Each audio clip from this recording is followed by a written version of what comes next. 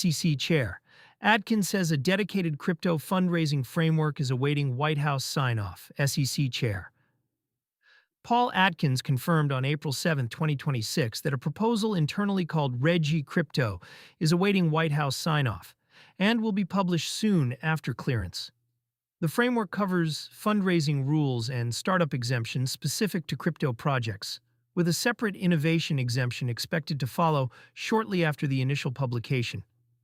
The announcement was reported by CoinDesk, citing Atkins directly, what Reg Crypto actually covers. The proposal targets two persistent problems that have kept crypto fundraising in a legal gray zone since the SEC began applying the Howey test to token sales in 2017. First, fundraising rules. Crypto projects that want to raise capital by selling tokens currently face a binary choice: register as a security, expensive, slow, designed for equity, or rely on narrow exemptions like Reg D and Reg A+ that were built for traditional startups. Neither fits well. Reg D limits who can buy. Reg A+ caps how much can be raised and requires audited financials that early-stage protocols often cannot produce. Reg Crypto would create a third path designed around token-specific structures. Second, startup exemptions.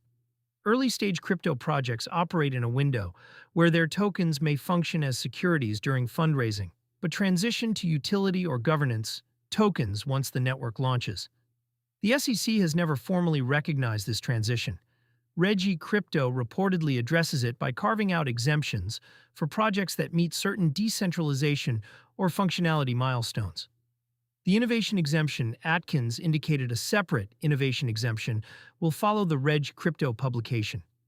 Details are sparse, but the framing suggests it would let projects operate under temporary relief while complying with the new framework, similar to the sandbox approaches adopted by regulators in Singapore, the UK, and the UAE. The distinction matters. Reg Crypto would be the permanent rulebook. The innovation exemption would be the grace period for existing projects to transition into compliance without halting operations. Why the White House gate matters: SEC rulemaking proposals typically go through internal commission votes before publication. Atkins, framing this as awaiting White House sign-off, suggests the proposal has been coordinated with the broader administration's crypto policy, which has included the Genius Act stablecoin framework and the Department of Labor's 401k crypto guidance.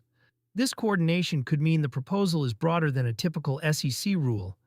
If the White House is reviewing it, the language may need to align with Treasury Department positions on stablecoins, CFTC jurisdiction boundaries, and existing executive orders on digital assets. It also introduces a political variable.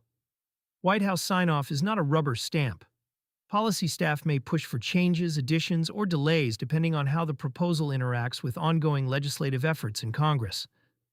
The Stablecoin Bill and Market Structure Bill, FIT21's successor, are both moving through committees, and a Reg Crypto proposal that contradicts or preempts legislative intent could face pushback.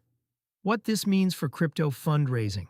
The current enforcement-first approach has pushed token fundraising offshore or into convoluted legal structures.